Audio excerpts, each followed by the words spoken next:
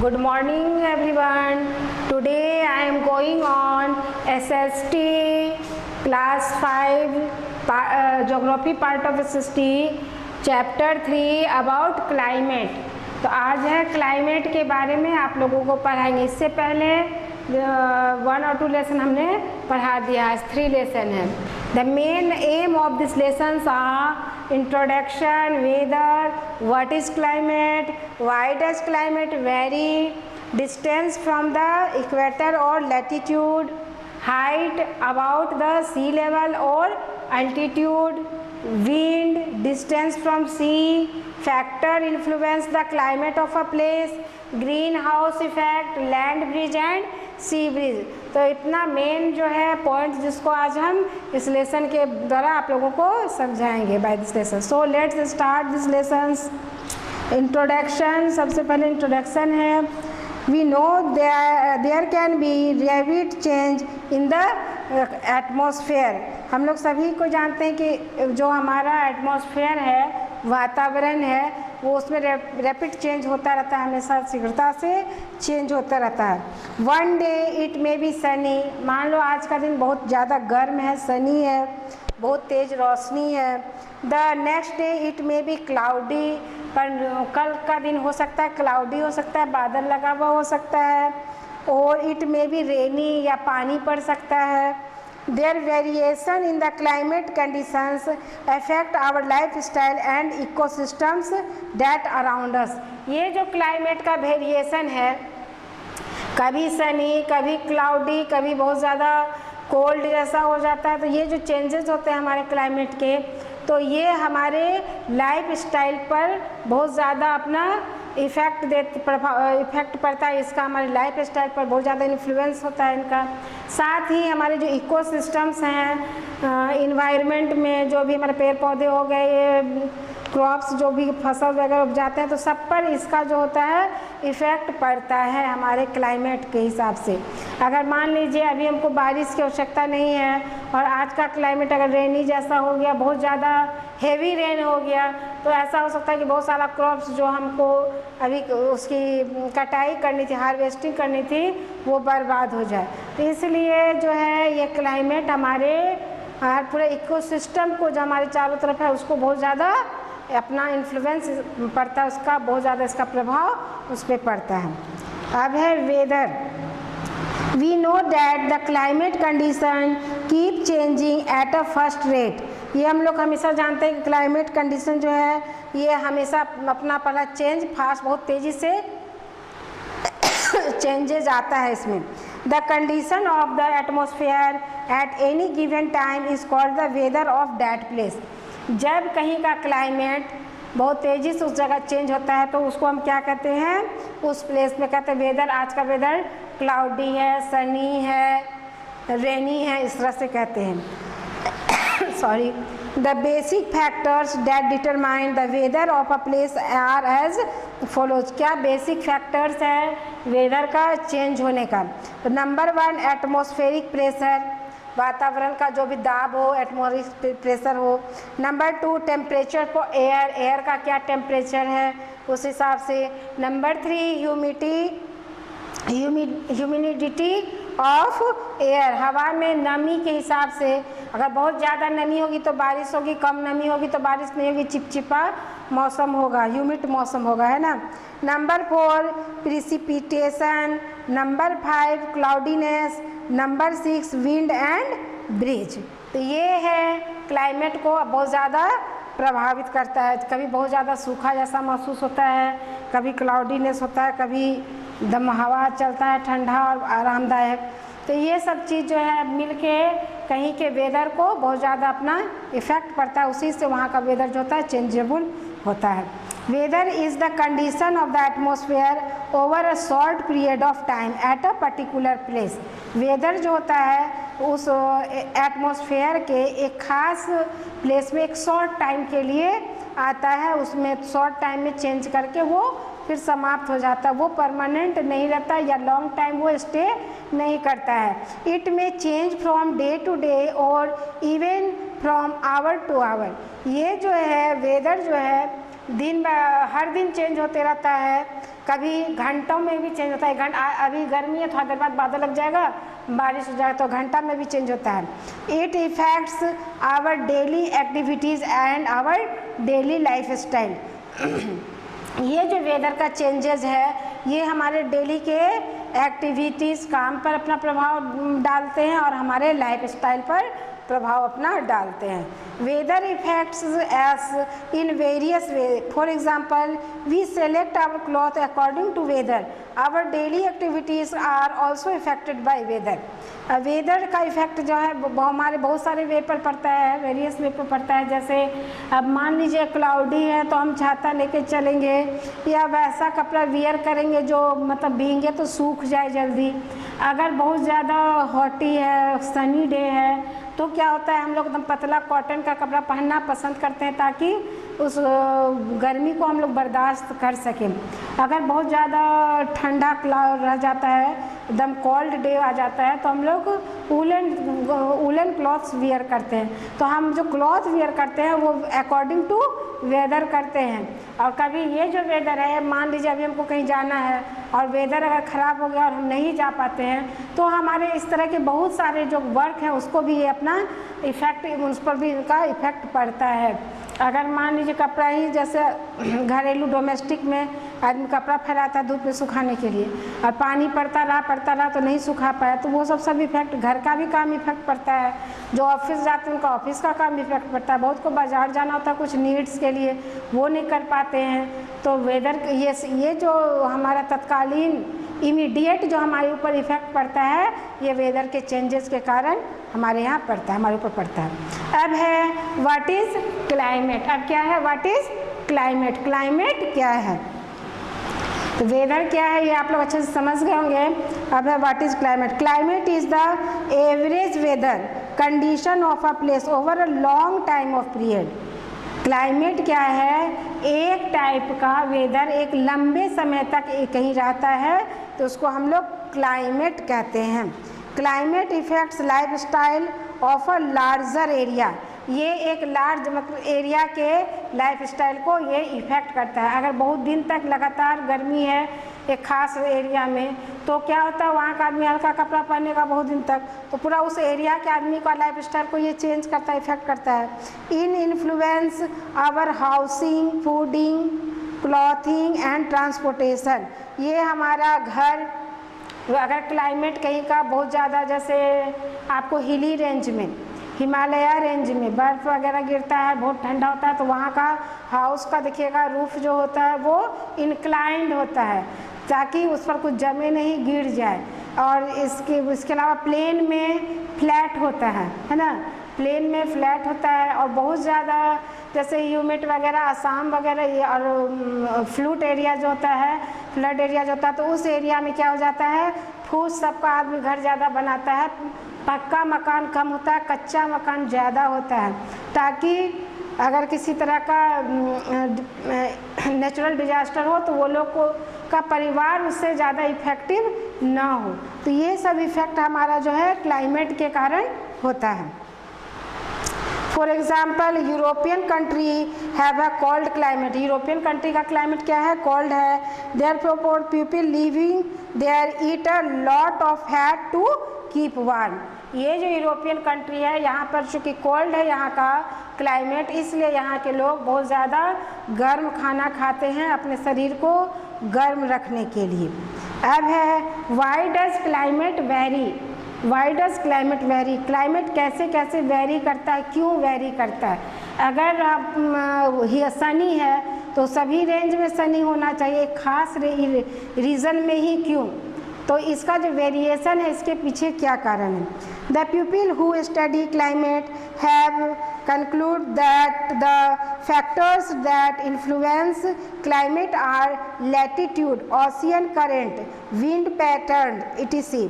तो क्लाइमेट का जो इफ़ेक्ट होता है वो किससे होता है, इन्फ्लुएंस करता है सबसे ज़्यादा लैटिट्यूड पर। आपका जो रीजन है वो कितने लैटिट्यूड पर स्थित है। अगर वो टॉरिड जोन में स्थित है तो वहाँ पर क्या हो जाएगा, दिन बहुत ज़्यादा हॉट और ह्यूमिड हो जाएगा। तो हर जोन वाइज वो किस लैटिट्यूड पर आपका रीजन है, सिचुएटेड है, उसके आधार पर क्या हो जाता है, क्लाइमेट जो होता है चेंज होते हैं। ओशियन करंट, समुद्र के आसपास का इलाका, वहाँ का क्लाइमेट अलग होता है। थ्रू आउट वहाँ का क्लाइमेट एक जैसा होता है, ना कभी बहुत ज़्यादा गर्म ना कभी बहुत ज़्यादा ठंडा। विंड पैटर्न, हवा का, हवा किस तरह से बह रहा है, कभी कहीं पर गर्म हवा बहुत ज़्यादा बहता है तो क्या होता है, बहुत ज़्यादा यहाँ गर्मी हो जाता है, लू चलता है, लोग गर्मी से, कहीं पर वो अगर ठंडा हवा बह रहा है तो ठंडा होता है, तो उसके पैटर्न से भी क्लाइमेट जो होता है इफ़ेक्टिव होता है, किस तरह से हवा का बहाव है। The pressure of high mountain, desert, ocean and forest also affect the climate of the surrounding area. अब हाई माउंटेन के, जहाँ पर हाई माउंटेन है, प्रेजेंस है, डेजर्ट इलाका है, ओशियन है, फॉरेस्ट है, तो ये सब जो इलाका है, रीजन है, उसका भी इफेक्ट क्लाइमेट पर पड़ता है, उसके आसपास के एरिया पर पड़ता है। The temperature of the air is the most important element that determine the climate of a place. जो टेम्परेचर है उस इम्पोर्टेंट टेम्परेचर कहीं का जो बढ़ता है घटता है तो वहाँ के आसपास के एलिमेंट के आधार पर, अगर कहीं पेड़ पौधा की कमी है, मट्टी है, बालू है, तो वो जल्दी गर्म हो जाएगा।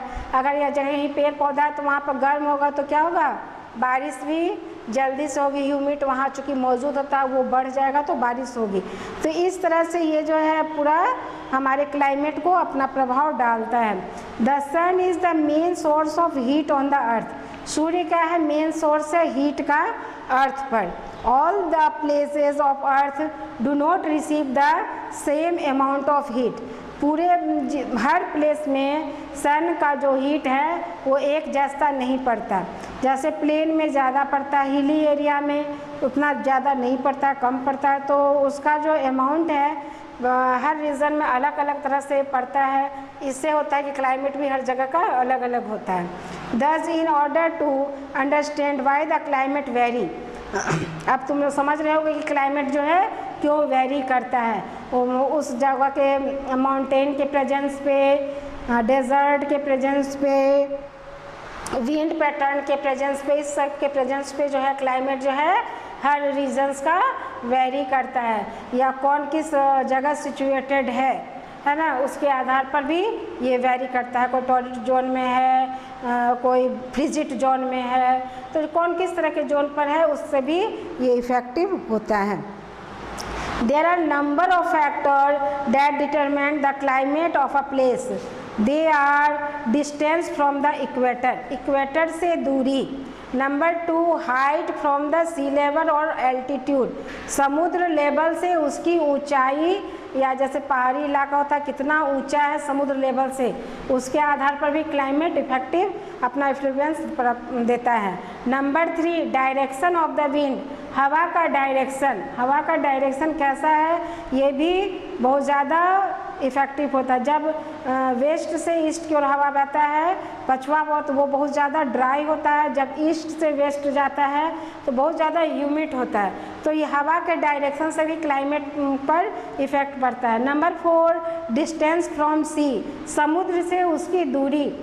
नंबर 5 ह्यूमिडिटी, ह्यूमिडिटी वहाँ पर कैसा है, अगर बहुत ज़्यादा ह्यूमिडिटी है तो बारिश होगी, कम ह्यूमिडिटी तो चिपचिपा मौसम, ह्यूमिड मौसम वहाँ का होगा। अब क्या है, डिस्टेंस फ्रॉम द इक्वेटर और लैटिट्यूड, इक्वेटर से उसका जो डिस्टेंस है, अगर ज़्यादा डिस्टेंस है तो वो धीरे धीरे ठंडा की ओर जाएगा। इक्वेटर के आसपास का जो रीजन है वो टॉरिड जोन कहलाता है, जो बहुत ज़्यादा गर्म होता है और बहुत ज़्यादा ह्यूमिड पाया जाता है। So the earth receives all its heat from the sun, earth जो है पूरा अर्थ ये हीट कहाँ से रिसीव करता है, तो सन से रिसीव करता है। In the figure given on the previous page you will notice that the equator being nearer to the sun than the pole for most part of the year receiving more sunlight. उस जब मैंने globe पढ़ाया था तो मैंने globe बनाया था, पूरा सोलर से ग्लोब बनाकर बतलाया था कि जैसे ये इक्वेटर है, इक्वेटर क्या है, सन के नज़दीक होता है, पोल जो होता है सन से दूर होता है। इस तरह से उस दिन ग्लोब जब मैं पढ़ाई थी तो आप लोगों को ये बतलाया था, ध्यान दिए होंगे आप लोग। ये है इक्वेटर, ये हो गया नॉर्थ पोल, ये हो गया साउथ पोल। ये नॉर्थ पोल और साउथ पोल दोनों इक्वेटर, दोनों पे सूर्य की रोशनी जो होती है तिरछा पड़ती है, सीधा नहीं पड़ती है, इसलिए वहाँ पर उसकी जो हीट है कम जाती है। और इक्वेटर पर जो है पूरा सीधा इसका हीट जाता है, इसलिए इक्वेटर जो है इसके आसपास का यहाँ से यहाँ का रेंज टॉर्रिड जोन कहलाता है, जो बहुत ज़्यादा गर्म होता है। ठीक है। Each of the main latitudinal regions of the Earth's surface is said to be a geographical zone. ये जोग्राफिकल जोन मतलब हमारे जोग्राफी के हिसाब से, भौगोलिक जो पृष्ठभूमि है लैंड फॉर्म्स की, कहीं ऊंचा है, कहीं नीचा है, कोई समुद्र लेवल से नज़दीक है, कोई बहुत दूर है, कोई सूर्य के एकदम सीधा सामने पड़ता है, कुछ जैसे है नॉर्थ पोल सूर्य से बहुत दूर है, उसको तिरछा किरण सूर्य की पड़ती है। तो इस आधार पर जो है क्लाइमेट जो है बहुत ज़्यादा इफ़ेक्टिव होता है, उसका अपना प्रभाव क्लाइमेट पर पड़ता है। The difference between them relate to climate and the behaviour of the sun. There are follows. ये जो है number 1 the north frigid zone, north to the arctic circle, ये हो गया आर्टिक सर्कल, ये क्या हो गया फ्रिजिड जोन हो गया नॉर्थ का। And number 2 the northern temperate zone between the arctic and the tropic of cancer.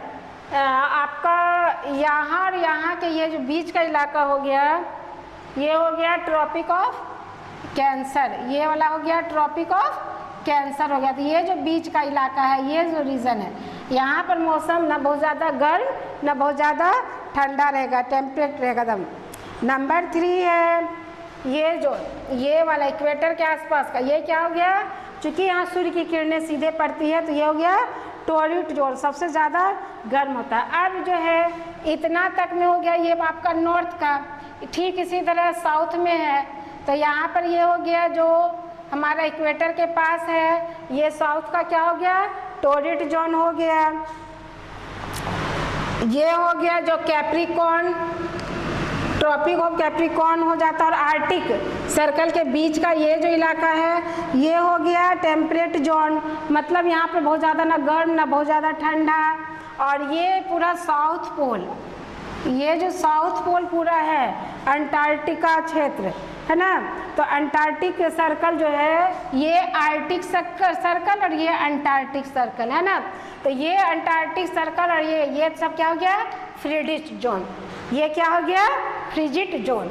इस चीज़ को ठीक से आप लोग समझ लीजिएगा।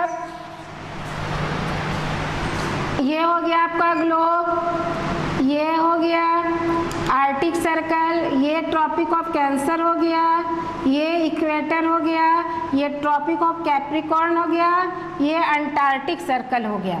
तो जब हम नॉर्थ, ये हो गया नॉर्थ पोल, ये हो गया साउथ पोल, ओके।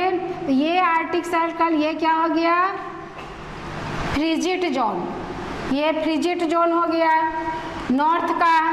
ये हो गया, ये आपको हो गया ये आर्टिक सर्कल और ट्रॉपिक ऑफ कैंसर के बीच का रीजन, ये रीजन ये हो गया आपको टेम्परेट जोन। ये क्या हो गया टेम्परेट जोन हो गया, टेम्परेट जोन हो गया। ये हो गया नॉर्थ का। और ये है इक्वेटर है आपका, 0 डिग्री इक्वेटर हो गया है ना, ये 23 डिग्री है, ये 66.5 इस तरह से ये इक्वेटर है। तो इक्वेटर में ये ऊपरी पार्ट ये हो गया नॉर्थ का टॉर्रिड जोन, ये हो गया नॉर्थ का टॉर्रिड जोन। ठीक इसके अपोजिट ये हो गया साउथ का टॉर्रिड जोन, ये हो गया साउथ का टेम्परेट जोन और ये हो गया साउथ का फ्रिजिड जोन। ये 3 जोन में चेंज है कि ये जो हमारा है वो अकॉर्डिंग टू सन रे, सूर्य के किरणों के आधार पर। जैसे यहाँ पर सूर्य की किरणें सीधे पड़ती है, यहाँ तिरछा पड़ती है और यहाँ तिरछा पड़ती है। तो जहाँ तिरछा पड़ेगी वहाँ नेचुरली हीट कम होगा, जहाँ सीधा होगा वहाँ हीट ज़्यादा होगा। तो इसके आधार पर हमारा जो है लैटीट्यूड के आधार पर भी क्लाइमेट बहुत ज़्यादा इफ़ेक्टिव होता है। अब है wind. Places are also affected by the wind system. Wind system से भी प्लेसेस हमारे इफेक्टेड होते हैं। Wind is causes by the uneven heating of the air around the earth. हवा जो है जो बहुत ज़्यादा अगर गर्म हवा चल रहा है हमारे अर्थ के आसपास तो क्या होगा, बहुत ज़्यादा गर्म हो जाएगा। अगर वार्म हवा बहुत ज़्यादा, कहीं ठंडा हवा बहुत ज़्यादा चल रहा है, कूल एयर चल रहा है, वार्म को हटाकर कूल एयर आ रहा है, तो वहाँ का मौसम क्या हो जाएगा, हीट और मॉइस्चर जैसा हो जाएगा। अगर हवा का ऐसा बहाव है तो thus it effects the temperate and humidity of the area. वो एरिया जहाँ पर गर्म हवा को हटाकर ठंडा हवा आती है, रिप्लेस होते रहती है, तो वो टेम्परेट जोन कहलाता है, जो बहुत ज़्यादा ना गर्म हो पाता है ना बहुत ज़्यादा ठंडा रहता है। वहाँ का जो एटमॉस्फेयर है बहुत ज़्यादा अच्छा, क्या कहें, बहुत ज़्यादा कूल, बहुत ही अच्छा एटमॉस्फेयर वहाँ का माना जाता है। लोग वहाँ का सबसे तीनों जोन में सबसे अच्छा एटमॉस्फेयर वहाँ होता है। सो हो गया। अब है डिस्टेंस फ्रॉम द सन। समुद्र से दूरी, समुद्र से दूरी, सी लेवल से जैसे जैसे दूरी बढ़ेगा वैसे वैसे हमारा क्लाइमेट जो है इफ़ेक्टिव होगा। The places near the sea have a moderate type of climate at compared to those locations in the interior even if they lie on the same latitude। जो समुद्र के पास का इलाका है वहाँ का क्लाइमेट मॉडरेट होता है, मतलब एक बराबर सालों भर होता है। वहाँ ना कभी बहुत ज़्यादा गर्म होता है ना बहुत ज़्यादा ठंडा पड़ता है। This is because the land heat up and cools faster than water. ये समुद्र के जो पानी है, समुद्र से क्या होता है, हवा का बहाव सी लेवल की ओर से होता जाता है। तो सी लेवल में चूँकि पानी ज़्यादा होता है तो जब ये लैंड हमारा लैंड गर्म हो जाएगा तो वो गर्म हवा क्या होता है, हल्का होकर ऊपर उठा, तो समुद्र से ठंडा हवा क्या हो गया, वह नीचे चला आया। तो इससे वहाँ का जो है वो जो रीजन है वहाँ का क्लाइमेट बहुत ही अच्छा होता है, मनमोहक सुंदर होता है। और कब जब जाड़ा का मौसम आता है तब क्या होता है, पानी जो होता है गर्म होता है, पानी जल्दी, पानी के पास का जो हवा होता है गर्म होता है, और लैंड क्या होता है, सूर्य की किरण में बहुत जल्दी वो ठंडा हो जाता है अगर सूर्य की किरणें सही से नहीं पड़ रही है। तो जाड़े में क्या होता है, लैंड का जो एयर होता है ठंडा हो जाता है और सी लेवल का एयर गर्म होता है, तो ये लैंड का जो ठंडा हवा है ये खिसक जाता है धीरे धीरे सी लेवल की और सी तरफ का जो गर्म हवा है वो लैंड पर चला आता है। ऐसे वहाँ पर विंड का पैटर्न इस ढंग से चलता है, इसलिए सी के आसपास का इलाका जो होता है थ्रू आउट वहाँ पर एक जैसा मौसम पाया जाता है, ना बहुत ज़्यादा गर्म ना बहुत ज़्यादा ठंडा। अब है ह्यूमिडिटी। ह्यूमिडिटी कैसे होगा, humidity is the presence of moisture in the air. Air में कितना मॉइस्चर है उसके आधार पर ह्यूमिडिटी होता है। अगर कहीं पर नमी बहुत ज़्यादा हो एयर में है, लेकिन इतना भी ज़्यादा ना हो कि बारिश हो, उससे कम हो लेकिन नमी ज़्यादा हो, तो चिपचिपा जैसा जो मौसम पाया जाता है उसको हम कहते हैं ह्यूमिड मौसम, ह्यूमिडिटी वहाँ का। The degree of humidity of a place is related to it distance from the sea. ये भी जो है इसकी जो डिग्री है प्लेस का जो ह्यूमिडिटी को जो मापते हैं ये भी क्या है, सी के अकॉर्डिंग ही उससे कितना दूर उसके आधार पर ही होता है। जनरली समुद्र के आसपास का इलाका, समुद्र के आसपास के इलाका में तो चूँकि मौसम बहुत अच्छा होता है, ना बहुत गर्म ना बहुत ठंडा, लेकिन वहाँ पर नमी बहुत ज़्यादा पाई जाती है, ह्यूमिडिटी बहुत ज़्यादा होता है क्योंकि पानी वहाँ बहुत ज़्यादा है, वाटर वहाँ बहुत ज़्यादा मात्रा में है। Wind blowing over the sea collect moisture and make the climate is coastal area very humid. Coastal area जो हो गया, बार बार ये पढ़ाए थे, वो हवा के ब्लोइंग के कारण वहाँ पर मॉइस्चर बहुत ज़्यादा कलेक्ट हो जाता है, तो बहुत ज़्यादा वहाँ पर ह्यूमिड रहता है। Humidity make you sweet a great deals. अब क्या है, ओशियन करेंट। ओशियन का जो करंट है, मतलब ओशियन का जो फ्लो होता है उसका किस तरह से लहर उठता है, उस पर कैसे कैसे चेंजेज होते हैं क्लाइमेट। अगर लहर बहुत ज़्यादा उठेगा तो आसपास क्या होगा, पानी भर जाएगा, आसपास का लाइफ स्टाइल प्रभावित हो जाएगा, बारिश होगी। तो है द ओशियन करेंट।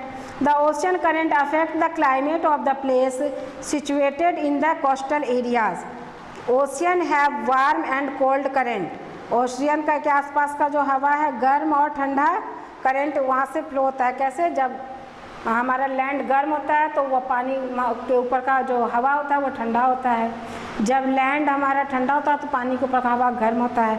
इस तरह से इसका फ्लो होता है जो अभी हम बतलाए आप लोगों को।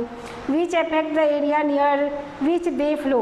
For example when western Europe experience freezing temperature the warm Gulf Stream bring respite to the people है। वहाँ पर फ्रीजिंग टेम्परेचर है, चूँकि ये बहुत ज़्यादा आपको टेम्परेट जोन में बहुत उसका आर्कटिक जोन के बीच में पड़ता है, और वहाँ पर जो गल्फ एरिया है उसके आधार पर वहाँ के लोगों को के जो क्लाइमेट है वो प्रभावित होते हैं। अब है climatic zone.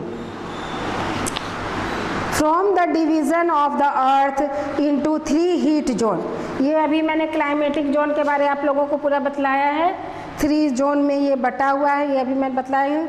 It is clear that we move away from the equator towards the पोल।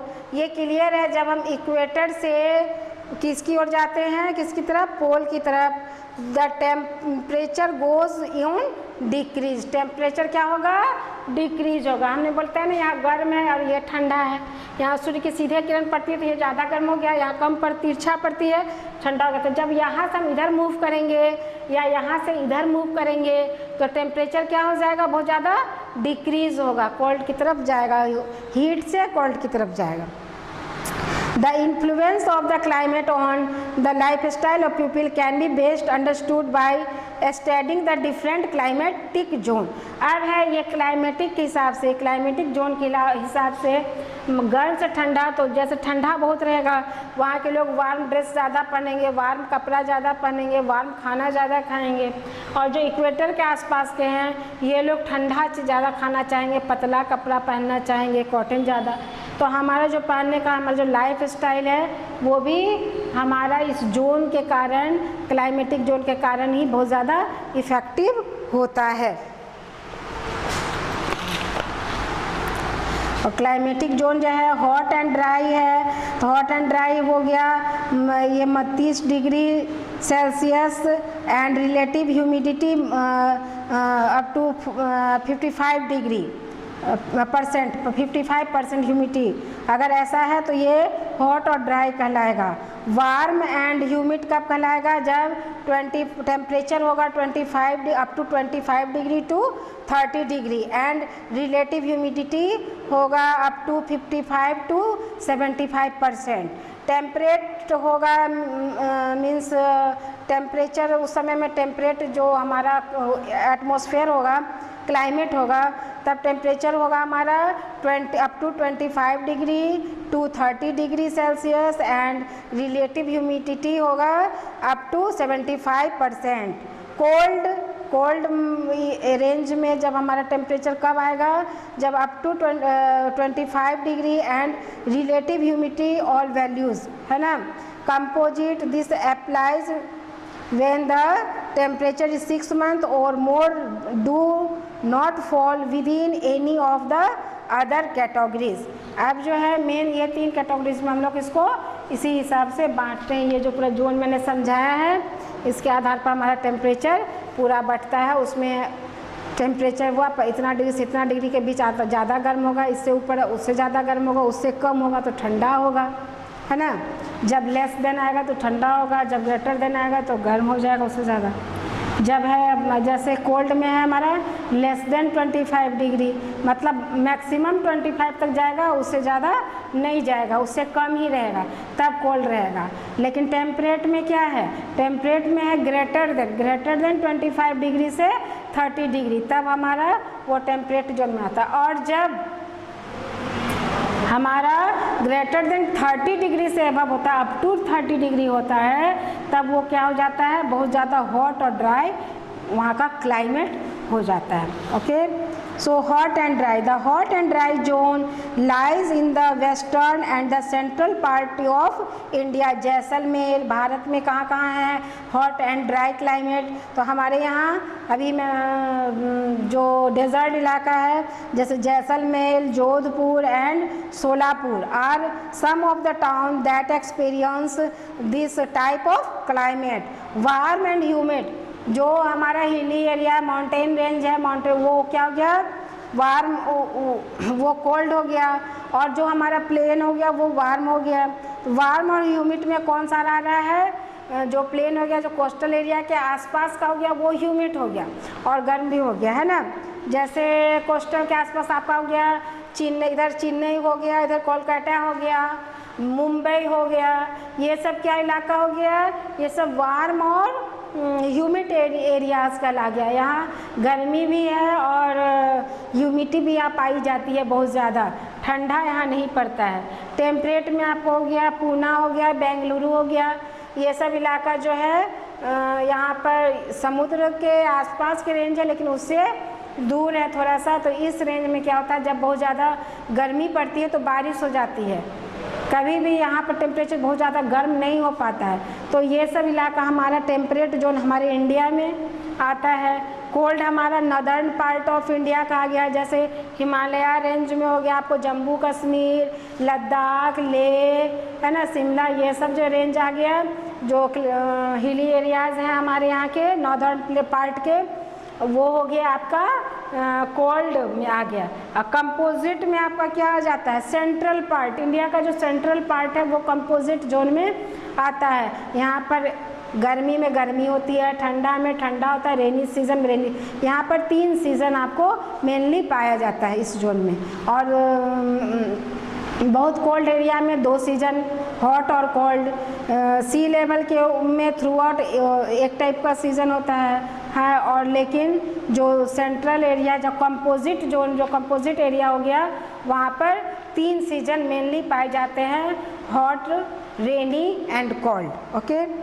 तो इसमें आ गया आपको न्यू दिल्ली, कानपुर, इलाहाबाद, ये सब जो आ गया आपको किस में आ गया? कंपोजिट जोन में आया. अब green land effects. Green house effect का, ग्रीन हाउस का क्या इफ़ेक्ट पड़ता है, क्यों इस तरह से आग बनाते हैं, उसका क्या हमारे लाइफ में क्या इन्फ्लुएंस पड़ता है उसका. The greenhouse effect is caused by the interaction of sun's energy with greenhouse gases such as CO2 and methane. Methane gas होता है, मीथेन और कार्बन डाइऑक्साइड. CO2 हो गया कार्बन डाइऑक्साइड, ये गैस है, इसको वो रोकता है ग्रीन हाउस. सूर्य से जब आती है किरणें तो उसके साथ बहुत सारे जो गैसेस होते हैं, तो जो ग्रीन हाउस बनाकर अंदर में आप लोग देखते होंगे एग्रीकल्चर का काम किया जाता है, बहुत सारे प्लांट ग्रो किए जाते हैं. तो वो ग्रीन हाउस के अंदर जो ग्रो किए जाते हैं तो उसमें क्या होता है, हमारा जो पेड़ पौधा है वो जो इन्वायरमेंट में, जो नेचर में सूर्य की किरण आने के साथ आते CO2 आता है और मीथेन गैस जाता है, उसको पेड़ तक आने में, प्लांट्स तक आने में रोकता है वो. The ability of these gases to trap heat, trap मतलब फंसा लेना, उसके हीट को फंसा लेता है, is what result in greenhouse effect. It raises the temperature of the atmosphere. इससे हमारा जो एटमॉस्फेयर का टेम्परेचर है वो रेज करता है, वो एक अच्छा टेम्परेचर होता है. अब है फोरकास्टिंग द वेदर. वेदर का फोरकास्टिंग होता है ना, आज पानी पड़ेगा, आज बहुत ज़्यादा गर्मी रहेगा, आज क्लियर रहेगा, इस तरह का आज क्लाउडी रहेगा. तो ये क्या है? Meteorologist are also people who forecast the weather. जो मेट्रोलॉजिस्ट उससे रिलेटेड कोर्स किताब पढ़ते हैं, मेट्रोलॉजिस्ट बनते हैं, वो फोरकास्टिंग करते हैं वेदर का. They do this with the help of satellite.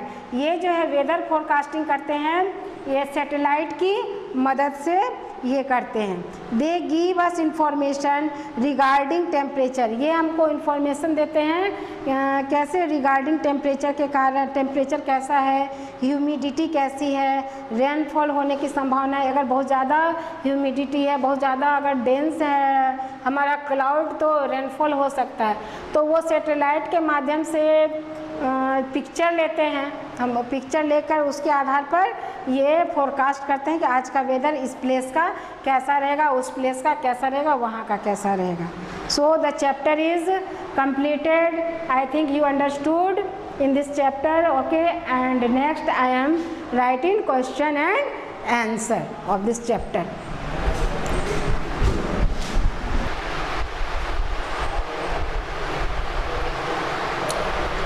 Let's start question and answer. Question number 1 is, what is the difference between weather and climate?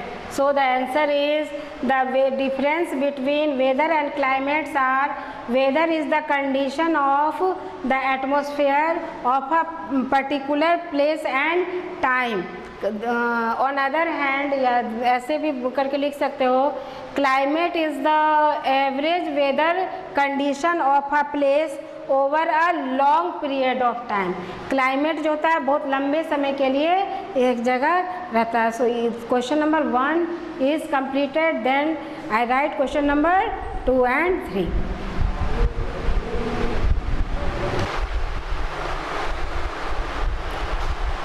Question number 1 आप लोग लिख लिए होंगे. And question number 2, why are some area very humid? क्यों कुछ area जो होता है बहुत ज़्यादा ह्यूमिड होते हैं?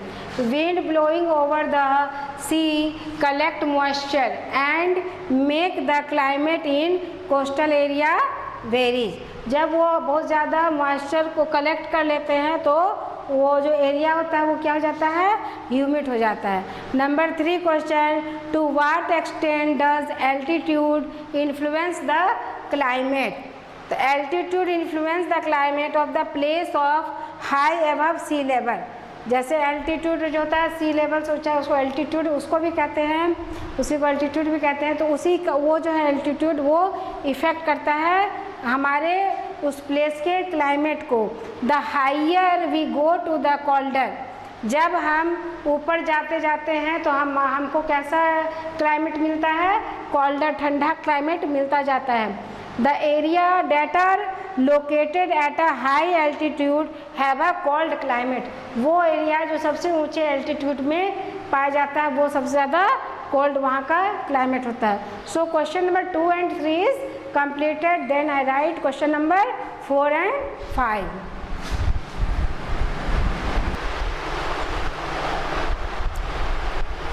Okay, question number 4 is, how does the distance of a place from the sea affect its climate? तो इसका आंसर हो गया कि the place near the sea have a moderate type of climate as compared to those located in the inferior even if they lie on the same latitude. This is because land heats up and cools. When the warm air over the land rises, it is replaced by the cool air from the sea. The sea breeze cools the coastal area is summer and warm them in winter. Question number 4 का answer है ना. Question number 4 and their answer is completed. You have write in your copy. And अब क्या है, मैं इसको erase करके question number 5 आप लोगों को लिखाने जा रही हूँ. So the lesson is complete.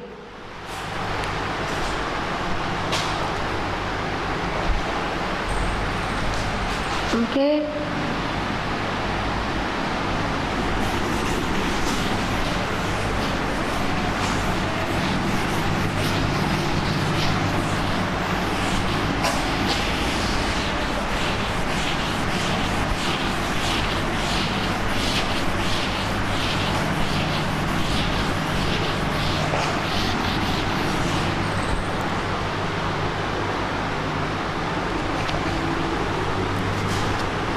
question number 5 is,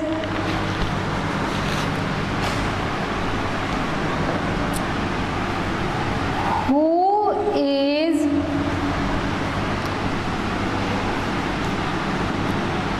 meteorologist, है ना. Who is meteorologist? So the answer is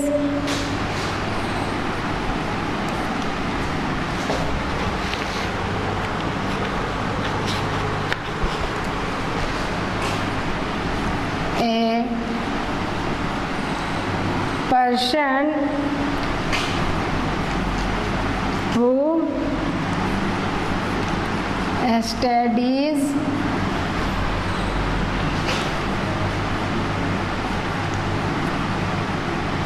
whether a person who studies weather is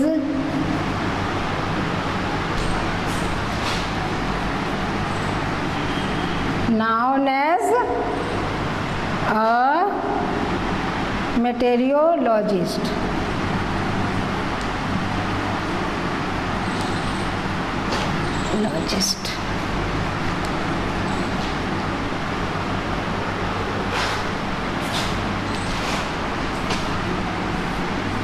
So this lesson is finished.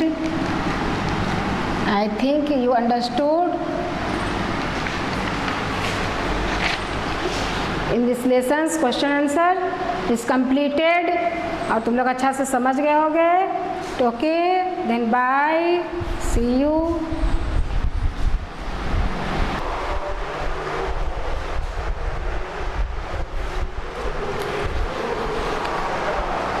Hello, good morning everyone. Today I am going on class 5 SST about land of dense forest, Zaire. It is lesson 4.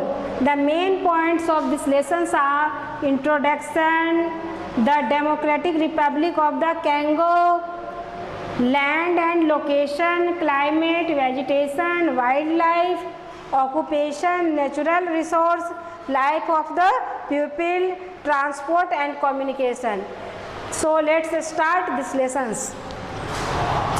Introduction. Starting introduction. Equatorial region is the region along the equator. Equatorial region उसको कहा जाता है जो equator के आसपास का इलाका होता है. जैसे इससे प्रीवियस क्लास में मैंने टॉरिड जोन के बारे में बताया था, तो वो टॉरिड जोन जो है वो इक्वेटर रेंज कहलाता है. ये हो गया इक्वेटर. इसके ऊपर से नीचे ये पूरा रेंज क्या कहला जाएगा आपको? Equatorial region. ये पूरा रेंज क्या पूरा होगा? इक्वेटेरियल रीजन ये होगा, ऊपर से नीचे पूरा. तो ये इक्वेटर के आसपास है. It falls in the torrid zone and has hot and wet climate. ये चूँकि टॉरिड जोन में पड़ता है इसीलिए यहाँ का क्लाइमेट क्या है? बहुत ज़्यादा गर्म और बहुत ज़्यादा वेट मतलब ये ह्यूमिड वाला है. It is full of dense forest. चूँकि यहाँ बहुत ज़्यादा बारिश होती है. फर्स्ट हाफ यहाँ बहुत तेज़ धूप होता है और सेकेंड हाफ यहाँ बारिश निश्चित होती है. तो इसके कारण यहाँ के जो फॉरेस्ट एरियाज बहुत ज़्यादा डेंस, बहुत ज़्यादा घना फॉरेस्ट यहाँ पाया जाता है. The climate here is warmer and wetter than all other region in the world. ये वर्ल्ड का जो है पूरे वर्ल्ड में सबसे ज़्यादा यहाँ का क्लाइमेट क्या है? वार्मर है और वेटर है ना. Zaire is an excellent example of hot and wet land, though it is the poorest country of the world. जायरे जो है इसका एक सबसे बढ़िया, ये जायरे एक प्लेस है जो सबसे बढ़िया इसका एग्जाम्पल है. वहाँ पर बहुत ज़्यादा हॉट और बहुत ज़्यादा वेटर वहाँ का क्लाइमेट्स है. वहाँ पर लोग इसलिए, और डेंस फॉरेस्ट सबसे ज़्यादा है. ये अफ्रीका कंटिनेंट में ये पड़ता है. आपका इक्वेटर में ही जो अफ्रीकन कंटिनेंट है, अफ्रीका महादेश, वो इक्वेटर पे ही इक्वेटेरियल रेंज में ही पड़ता है और उसी में ये सब आते हैं. ये सब इलाका उसके अंतर्गत आते हैं. यहाँ के लोग बहुत ज़्यादा गरीब होते हैं, बहुत पुअर हैं, जिसके कारण जाने जाते हैं ये लोग में बहुत ज़्यादा गरीबी होती है. अब है the Democratic Republic of the Congo. यहाँ का जो डेमोक्रेटिक रिपब्लिक है यहाँ उसके बारे में अब मैं बतलाऊँगी, है ना। The Democratic Republic of Congo lies in the equatorial range in Africa. मैंने अभी कहा कि ये जो इक्वेटोरियल रेंज है इस अफ्रीका कॉन्टिनेंट इसी रेंज में आता है ना। Till 1997 जायरे was called Republic of जायरे। जब 1997 के बाद इसको क्या कहा गया, ये जायरे जो है इसको रिपब्लिक ऑफ जायरे कहा जाता था। Its capital is Kinshasa. इसका जो कैपिटल है उसका नाम क्या है, किंशसा है इसका कैपिटल का नाम। It is the third largest country in Africa after Sudan और अल्जीरिया। अफ्रीका का ये तीसरा सबसे लार्जेस्ट कंट्री है। सबसे पहले सूडान है, तब अल्जीरिया है, तब तीसरा में इसी का नाम आता है, कैंगो का। It is in the deep interior of African continent. It has a very narrow outlet into the Atlantic Ocean. ये बहुत एक पतला ये पट्टी की तरह ये गया है अटलांटिक ओशियन के किनारे से। लैंड और location, the Democratic Republic of Congo formerly called Zaire. ये जो डेमोक्रेटिक रिपब्लिक ऑफ कैंगो है जिसको 1997 तक क्या कहा जाता था, रिपब्लिक ऑफ कैंगो कहा जाता था, उसको अब जायरे कहा जाता है। Is a nation locate in central Africa. ये अफ्रीका के बीच में ये लोकेट करता है। अफ्रीका कॉन्टिनेंट है जो आपका अफ्रीका कॉन्टिनेंट ठीक इक्वेटर रेंज में ऐसे करके आता है, यहाँ पर अफ्रीका कॉन्टिनेंट आता है। ठीक इसका ये सेंटर पार्ट है, उस सेंटर पार्ट में आपको ये जोन आता है Zaire. Its area is about 23.5 lakh square kilometre. इतना 23.5 लाख स्क्वायर किलोमीटर ये एरिया फैला हुआ है। The Democratic Republic of Congo with its population is nearly 71 millions. यहाँ का जो पॉपुलेशन है वो 71 मिलियंस के आसपास है, अप्रोक्सीमेटली है 71 millions. It is not clear या नॉट एकदम पूरा कॉन्फिडेंट कि नहीं इतना ही है, ऐसा नहीं, उसके आसपास है। Is the 18th most populous nation in the world. ये विश्व का 18वां सबसे पॉपुलस मतलब सबसे आबादी वाला ये नेशन है वर्ल्ड में। 18वां स्थान आता है पॉपुलेशन के मामले में। हमारे इंडिया का स्थान कितना आता है, तो दूसरा आता है। सबसे पहला कौन है, चाइना है, दूसरे नंबर में हमारा इंडिया आता है और इसका स्थान 18वां है। The country enjoy access to the ocean through a 40 kilometre stretches of Atlantic coastal line at Muanda and रफली 9 kilometre wide mouth of Congo river which open into the Gulf of Guinea. ये जो है country, ये इससे पहले भी बताया कि अटलांटिक का ओशियन है, उसके किनारे कोस्ट लाइन, इसमें ये फैला हुआ है।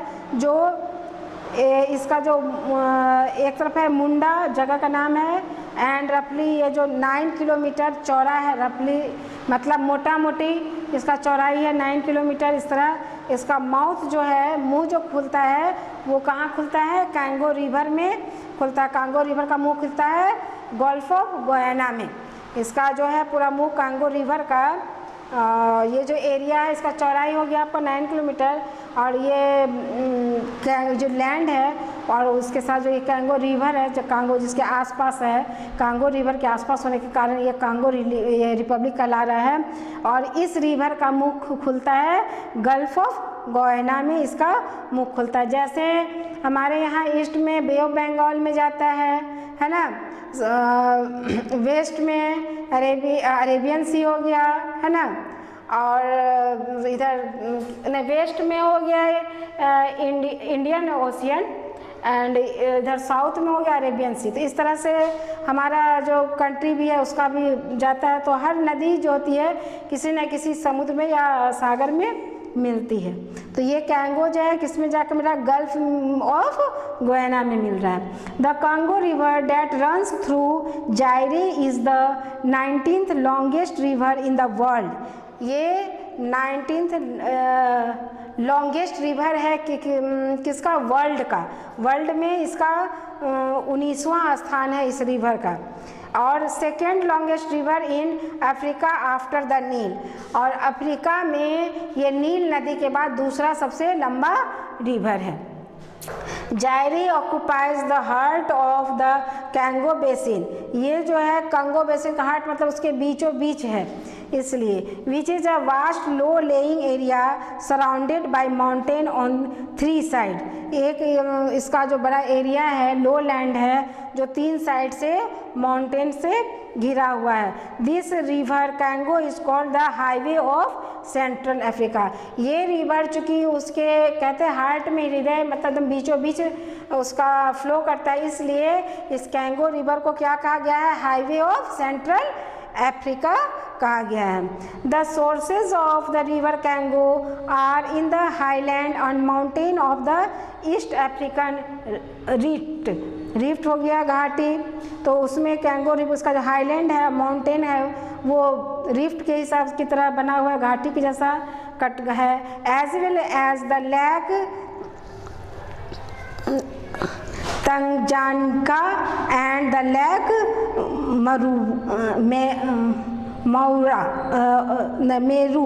मेरू ये लेक है, तो ये लेक इस रेंज में पाया जाता है।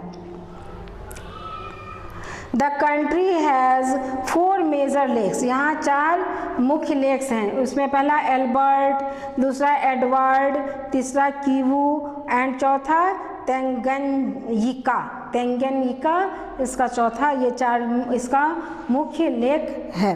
There are located along the eastern boundary of Zaire, ये जितने भी लेक्स हैं वो इसके ईस्टर्न बाउंड्री में लोकेट करते हैं, मतलब उस क्षेत्र में उस रीजन में पाए जाते हैं। अब है इसका आपका क्लाइमेट कैसा है, तो जायरे is located near the equator, चूँकि ये इक्वेटर के निकट रहता है, जायरे जो क्षेत्र है रीजन है इक्वेटर के आसपास है, and therefore it is tropical climate through out the year, चूँकि ये इक्वेटर के आसपास है इसीलिए यहाँ का क्लाइमेट क्या है, ट्रॉपिकल है, टोरिड जोन में पड़ता है, ट्रॉपिकल में बहुत ज़्यादा गर्म और ह्यूमिड होता है ये रेंज, जायरे रेंज सालों भर। The temperature rises and by noon dark clouds are formed and by afternoon it usually rains here। इस जायरे रेंज में क्या होता है, सुबह में बहुत ज़्यादा टेम्परेचर हो जाता है, देन सेकेंड हाफ एकदम घना बादल लग जाता है, बहुत बारिश यहाँ पर होती है, इसलिए ह्यूमिड भी बहुत ज़्यादा यहाँ का क्लाइमेट पाया जाता है।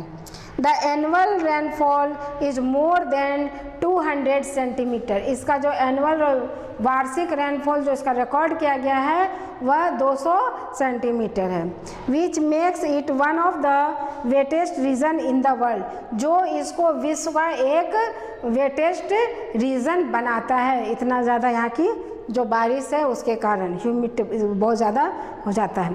The evening are pleasant and night are cool, स्वाभाविक है अगर दोपहर में पानी पड़ेगा तो शाम में पूरा प्लीजेंट होगा हमारा एटमॉस्फेयर, तो इसीलिए कह रहा है कि इसका जो इवनिंग है वो पूरा प्लीजेंट होता है और रात में क्या होता है, ठंडा हो जाता है, नाइट एकदम कूल हो जाता है। The day and nights in Zaire are almost is equal duration, रात और दिन का इसका जो है इक्वल ड्यूरेशन, मतलब दिन में इसका बहुत गर्म, रात को उसी हिसाब से ठंडा, दोपहर में बारिश होती है, शाम में इसका मौसम कैसा होता है, एकदम प्लेजेंट होता है, तो इसलिए ये इक्वल होता है वहाँ का। अब है प्लेटू and mountains have more made the climate of southern जायरे more moderate.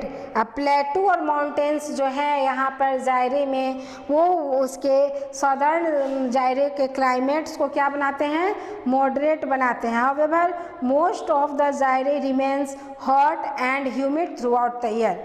अब उस एरियाज़ को छोड़ के इस जायरे का वो सदर्न एरियाज को छोड़ के इसका ज़्यादातर जायरे का जो एरिया है वहाँ पर बहुत ज़्यादा गर्मी और ह्यूमिड क्लाइमेट होता है। आपको सालों भर, थ्रू आउट द ईयर, पूरा सालों भर होता है। The climate in this region has become drier in recent time. अभी यहाँ का जो क्लाइमेट है बहुत ज़्यादा सूखा जैसा हो गया। The reason for this is the repeat falling of tree in the rain forest. चूँकि ये ड्रायर होने के पीछे कारण क्या है? कारण ये है कि बहुत ज़्यादा मात्रा में जंगल का कटाई हो गया है, इसलिए पेड़ पौधे की कमी हो जाने के कारण इस तरह का स्थिति बना है। अब है वेजिटेशन, यहाँ के वेजिटेशन के बारे में बतलाऊँगी मैं।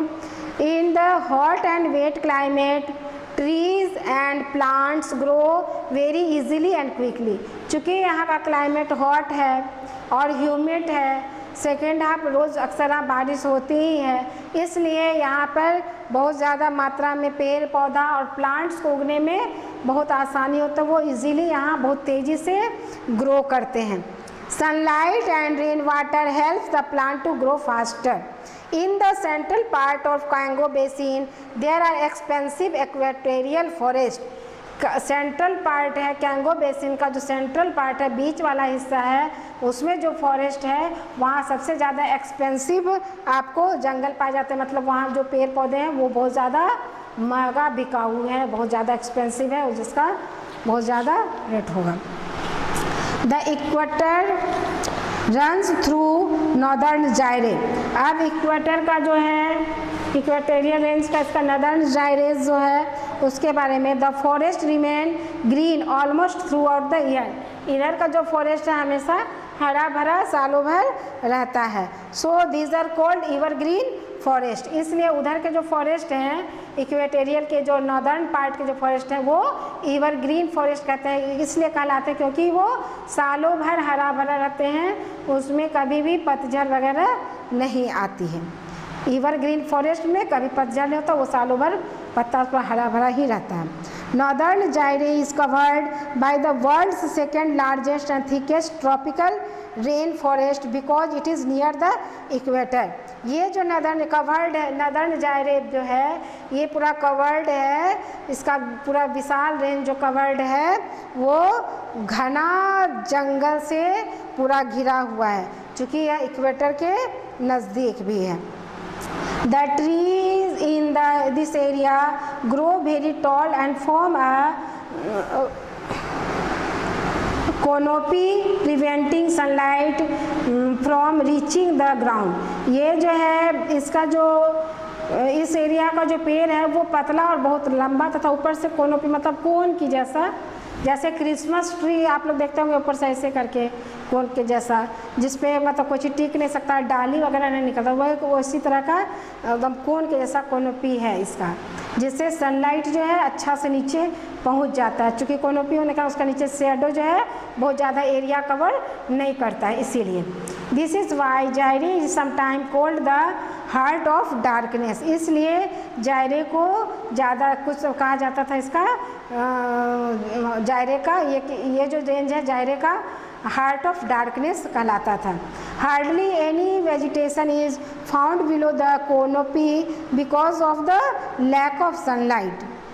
The outer edge of the rainforest have thick underground of plant and creeper that entwine themselves on the tree।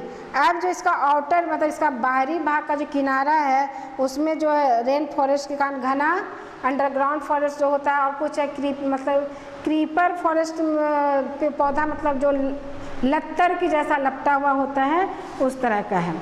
अब है wild life.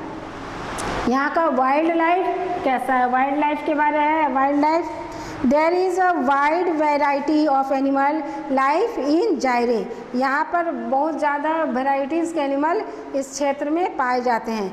Various kind of monkey, अनेक मंकी के विभिन्न डिफरेंट टाइप्स यहाँ पाए जाते हैं। Such as gorillas, chimpanzee and baboons are found in the forest. इस फॉरेस्ट में पाए जाते हैं। They are able to climb and jump easily from tree to tree. ये जो मंकी के जो ये डिफरेंट वेराइटीज़ हैं ये लोग आसानी से इस योग्य होते हैं कि एक पैर से दो पैर आराम से उछल कर चले जाते हैं, जंप करके क्लीम करके लटक कर आराम से चले जाते हैं। Insect and reptiles are found in a large number of these jungles. इस जंगल में बहुत ज़्यादा मात्रा में रिप्टाइल्स पाए जाते हैं और इंसेक्ट्स भी पाए जाते हैं। Rhinoceros, elephants and hippopotamus live in Swami land. इसका जो कीचड़ वाला जो लैंड है उस एरिया में राइनोसेरस हो गया, एलिफेंट हो गया, हिपोपोटामस, ये सब पाया जाता है। African elephant are bigger than Indian elephant. African elephant जो है हमारे इंडियन एलिफेंट के मुकाबले बड़ा होता है। The okapi rare kind of giraffe and Congo peacock are found only in Zaire. अब जो कुछ ये रियर टाइप के जो जिराफ हो गए आपको, ओकापी एंड कैंगो पीकॉक, ये सब स्पेशली आपको जायरे में ही मिलेगा, इसी रेंज मिलेगा, हर जगह वो अवेलेबल नहीं होता है। We find a large variety of wildlife here in जायरे।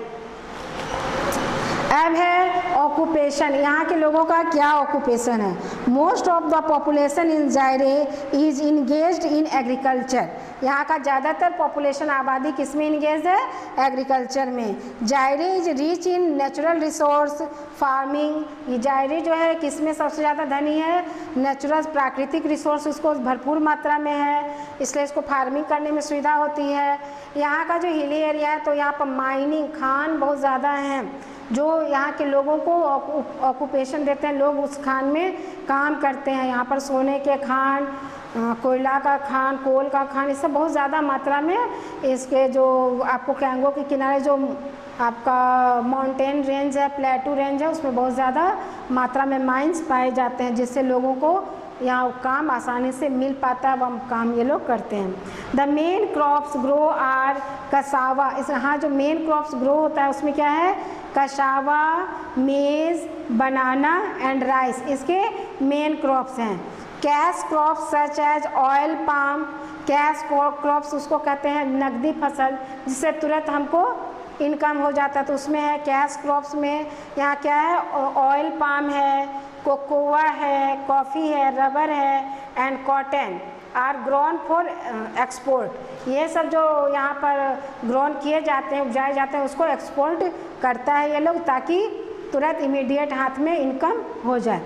The methods of farming are primitive and traditional. यहाँ जो मेथड है फार्मिंग के वो मतलब प्राचीन और एकदम ट्रेडिशनल है, परंपरागत जो एक शुरू से चले आ रहे हैं उसी ढंग का ये लोग करते हैं, नया टेक्नोलॉजी को अडॉप्ट नहीं करते हैं। Cassava and banana are the main fruit crops. Cassava और बनाना यहाँ का मेन फ्रूट क्रॉप्स है। Cassava is a root crop. Cassava एक रूट क्रॉप्स है, वो जड़ में मतलब मट्टी के अंदर पौधा के जड़ में पाया जाता है। It is pounded to prepare flour. इसको क्या होता है, इससे क्या बनाया जाता है, आटा बनाया जाता है, which is use for making bread, जिससे ब्रेड बनता है ना, मैदा आटा जो कहते हैं वो इससे प्रिपेयर किया जाता है, जिससे ब्रेड वगैरह बन जाता है। अब है नेचुरल रिसोर्स। नेचुरल रिसोर्स यहाँ पर क्या है, तो इस मामले में तो ये बहुत ही रिच है। जायरे is also rich in industrial metals. क्यों इसमें रिच है, क्योंकि यहाँ पर माइंस बहुत ज़्यादा पाए जाते हैं, इसलिए इंडस्ट्रियल मेटल्स में भी ये रिच है। Cobalt, manganese, tin and copper, ये सब यहाँ पर माइंस में चूँकि मिलते हैं, तो इसलिए यहाँ पर उसके इंडस्ट्रीज बनाए गए हैं ताकि कच्चा माल से पक्का माल आराम से तैयार किया जा सके। Copper is found in large reserves in Katanga in southern Zaire. Southern Zaire में कॉपर सबसे ज़्यादा कटंगा इलाका में रिजर्व है, वहाँ पर पाया जाता है, या वहाँ इसके सबसे ज़्यादा खाने हैं। These metals are the biggest source of Zaire's income as they are exported by Zaire. Sorry, ये जो है जायरे लोग के लोगों का इनकम का एक बहुत बड़ा सोर्स है, इसको ये लोग एक्सपोर्ट करते हैं और बहुत ज़्यादा इनकम ये लोगों को होता है इसके द्वारा। It also has deposit of, यहाँ पर इसके अलावा मैं अभी भी बोली थी, गोल्ड, सिल्वर एंड डायमंड्स बहुत ज़्यादा मात्रा में डिपॉजिट यहाँ है, उसके भी यहाँ पर माइंस हैं बहुत ज़्यादा। Mining is the most popular economic activity in Zaire. यहाँ का जो इकोनॉमिक एक्टिविटी को सबसे ज़्यादा कंट्रोल करता है, सबसे ज़्यादा बढ़ाता है जायरे का, तो वो उसमें माइनिंग का बहुत बड़ा हाथ है। Water is the most important resource. Water यहाँ का भी एक मोस्ट इम्पॉर्टेंट रिसोर्स है, साधन है। About 48% of the land of जायरे is covered with forest, making it one of the best forest resource in Africa. यहाँ पर जायरे लैंड का 48% जो है जंगल से कवर्ड है। यहाँ पर जंगल है, ये अफ्रीका का जो एक बहुत बड़ा रिसोर्स देता है हमको फॉरेस्ट का, ताकि वहाँ बहुत सारा फॉरेस्ट से रिलेटेड सामान, लकड़ी वगैरह, बहुत सारा ऐसा चीज़ फर्नीचर के लिए लकड़ी लेना, ये सब आदमी को आराम से उपलब्ध हो पाता है। A number of dams are build across the river. नदी के किनारे, चूँकि यहाँ नदी है, कैंगो रिवर है और बहुत सारे रिवर्स हैं, तो नदी के किनारे डैम्स यहाँ पर बनाया गया है बहुत ज़्यादा। They produce hydro electricity. ये जो डैम है वो क्या प्रोड्यूस करते हैं? Hydro electricity. अब है लाइफ ऑफ द पीपल। यहाँ के लोगों का रहन सहन कैसा है? The people of Zaire region are quite tall and heftily. यहाँ के लोगों का जो है बहुत ये लंबा, और वो लोग जैसे क्या कहें, चिपटा जैसा लोग का चेहरा का बनावट होता है, और ये लोग थोड़ा डार्क होते हैं, देखने में ये लोग डार्क होते हैं। इन लोगों का शॉर्ट होता है, बाल जो होता है इन लोग का कर्ली होता है, पूरा घुमा हुआ यहाँ का लोगों का होता है। Most of its people live in scattered village. Some of them have migrated to town to work in mills and factories. ज़्यादातर लोग यहाँ के बहुत घना अंदर, मतलब फॉरेस्ट विलेज में रहते हैं, स्कैटर्ड विलेज में यहाँ रहते हैं। और बहुत सारे लोग जो हैं धन के लिए, पैसा के लिए क्या हो गया, वहाँ से माइग्रेट कर गए शहर की ओर। वहाँ पर फैक्ट्रीज़ में, मिल्स में काम करते हैं, मजदूरी के रूप में काम करते हैं, ताकि इन लोगों का जीविका अच्छा से चल सके। Majority of people are Bantu Negroes. यहाँ पर जो मेजॉरिटी है पीपल का, वो बंटू प्रजाति है, रेस है, बंटू रेस का। उसका हाइट कम होता है। निग्रोज वो लोग कहलाते हैं, निग्रोज होते हैं। बंटू थोड़ा चिपटा चेहरा होता है, ब्लैक होता है, बाल कर्ली होता है। तो ये रेस के लोग यहाँ सबसे ज़्यादा पाए जाते हैं। अब है इस लोग, यहाँ के लोग जो हैं क्या करते हैं, fund of music and dance. यहाँ के लोग जैसे बहुत तरह का डांस करते हैं, इंजॉय करते हैं। सब फसल हो जाए, कुछ भी ऐसा खुशी इंजॉय करने मनाने का मौका है, तो ये लोग तरह तरह का डांस करते हैं। अपने चेहरे को बहुत तरह से पेंट कर लेते हैं, तरह का ड्रेस पहन लेते हैं, मुखौटा वगैरह पहन लेते हैं, और पहनकर सब एक साथ ये लोग डांस करते हैं। बहुत ज़्यादा म्यूज़िक, गाना वाना गाते हैं। इस तरह का यहाँ के लोग हैं। और है कि ना, अब जैसे यहाँ के बहुत से लोग कहाँ माइग्रेट करे गए, शहर की और अर्बन सिटी की ओर जो है माइग्रेट कर गए हैं। तो वहाँ पर क्या है, ये लोग घर बना के मॉडर्न फैसिलिटी के अवेलेबल अब रहने लगे हैं। लेकिन जो अभी भी विलेज एरिया में रहते हैं, कुछ भी फेस्टिवल हो गया, कुछ भी फंक्शन हो गया, कोई भी इंजॉयमेंट का ऐसा कंडीशन हो गया, समय हो गया, तो ये लोग तरह तरह का मुखौटा पहनकर एक कलरफुल ड्रेस पहन लेते हैं, चेहरा को पूरा कलर करते हैं तरह तरह का कलर से, और ये लोग डांस करके इंजॉय करते हैं। The pygmies live in the dense jungle. Dense जंगल में जो रेस के लोग रहते हैं वो लोग क्या कहलाते हैं, पिग्मीज कहलाते हैं। वो ज़्यादातर रहते हैं घने जंगल में। They are the original inhabitant of Zaire. ये यहाँ के ओरिजिनल निवासी हैं। इनहेबिटेंट मतलब यहाँ के ओरिजिनल निवासी हैं, सबसे प्रारंभिक, सबसे शुरू से रहने वाले। Today they are few in number and live mostly in Ituri forest. यहाँ पर जो है अब ये लोग बहुत कम मात्रा में रह गए हैं, और ज़्यादातर ये लोग इटरू फॉरेस्ट के में बच गए हैं। और बहुत ज़्यादा इनकी संख्या में बहुत ज़्यादा कमी आ गई है। They are short in height, ये हाइट में छोटे हैं।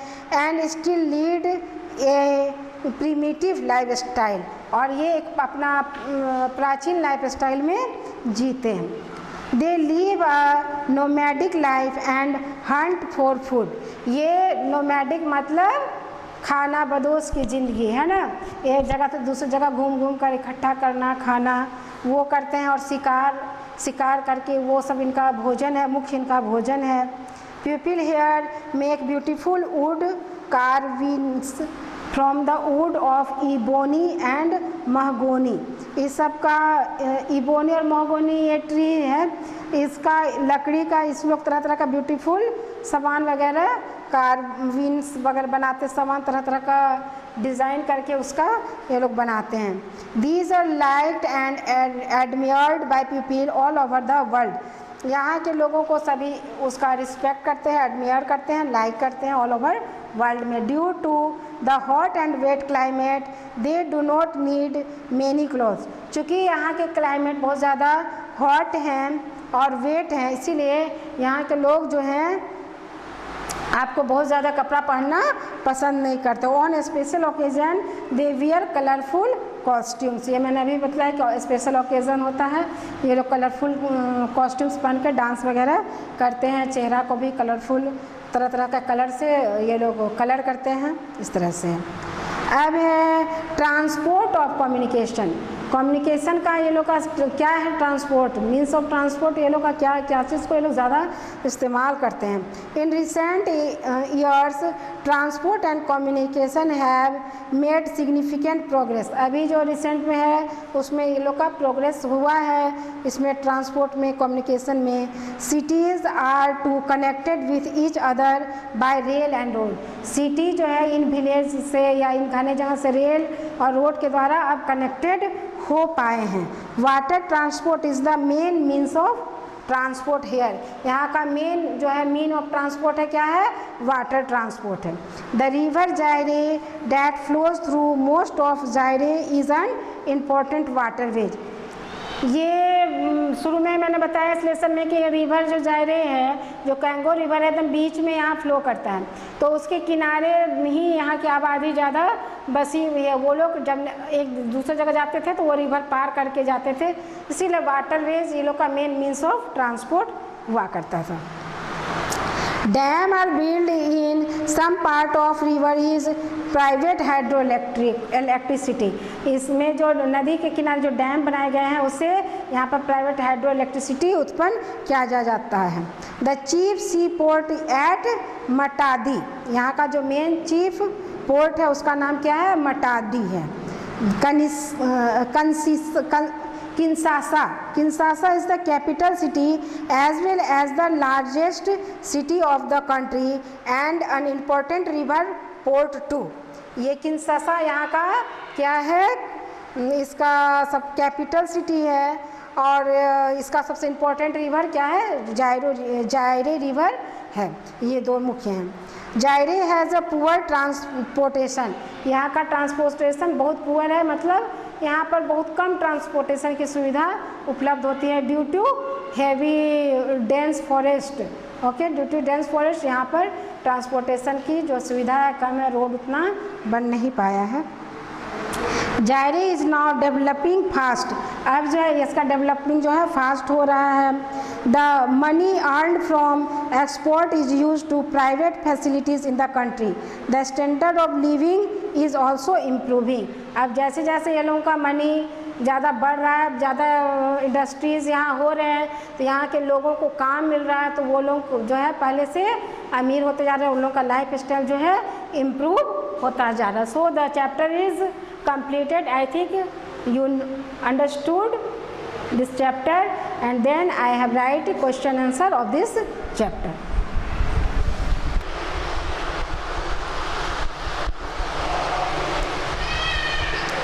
Okay, start the question answer of lesson 4.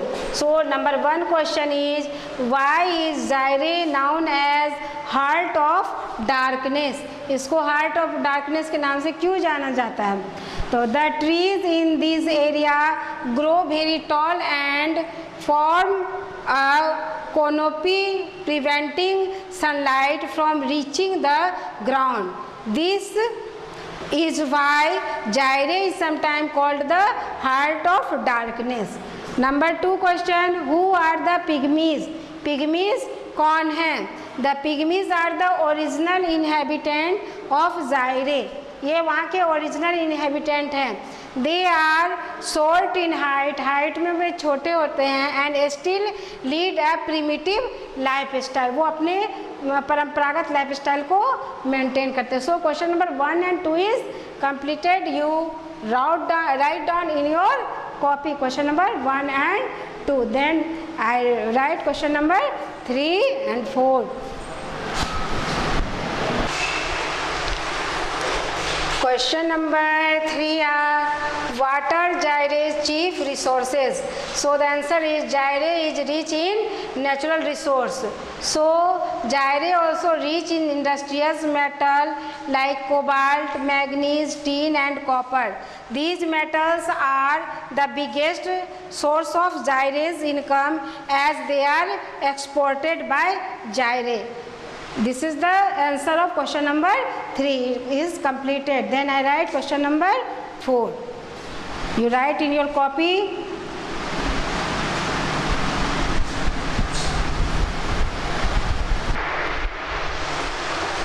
Okay, question number 4 is what are the main crops grown in Zaire? कौन सा main crops यहाँ पे होता है? The main crops grown are cassava, maize, banana and rice.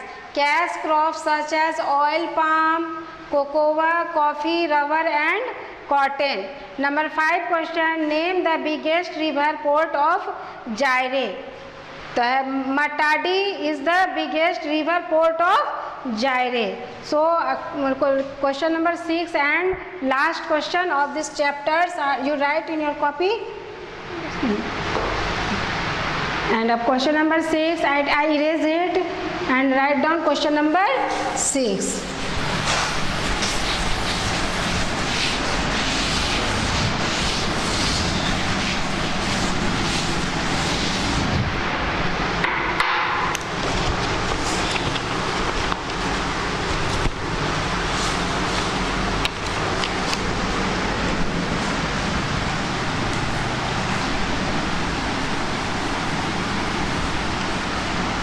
Why is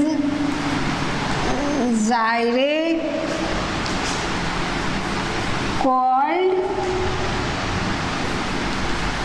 the natural zoo of the world? Natural zoo of the world क्यों कहा जाता है? So the answer is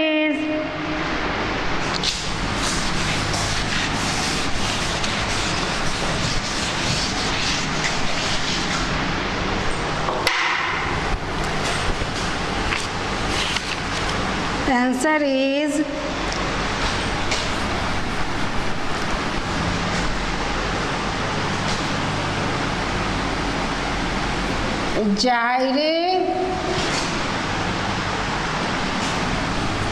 is a wide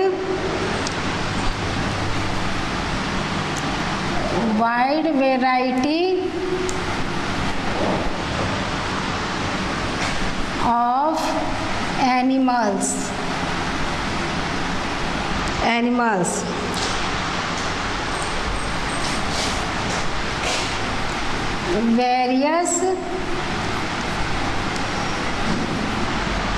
Various kinds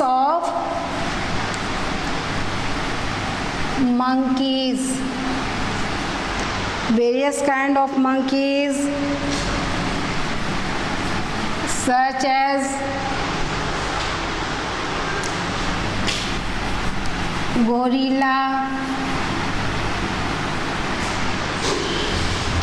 gorillas,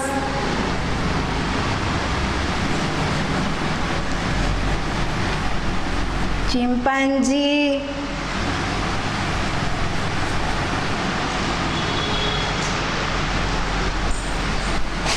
and baboons.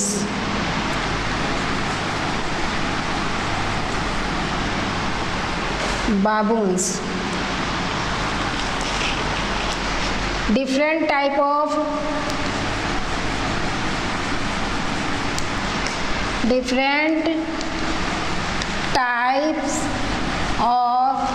different type of insects and reptiles also found. Insects and reptiles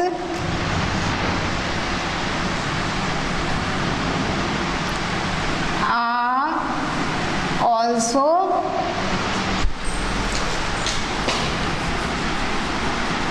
found in this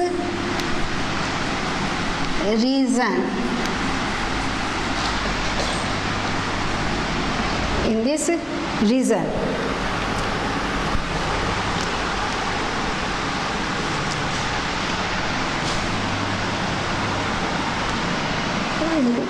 Rhinoceros, elephants and hippopotamus are in also here.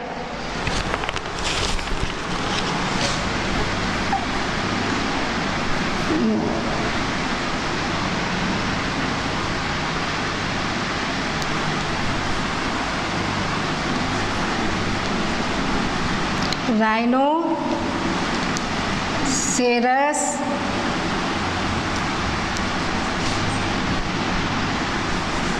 elephants and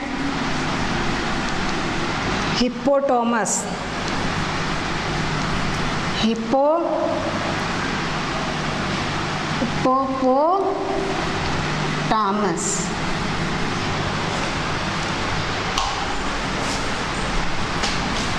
are found in this forest.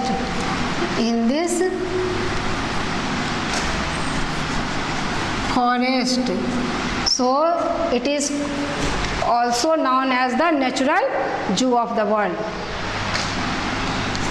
So Zaire is called the natural zoo of the world. Natural zoo of the world. This chapter is completed. Question answer is completed of this chapter. Okay, then bye, see you.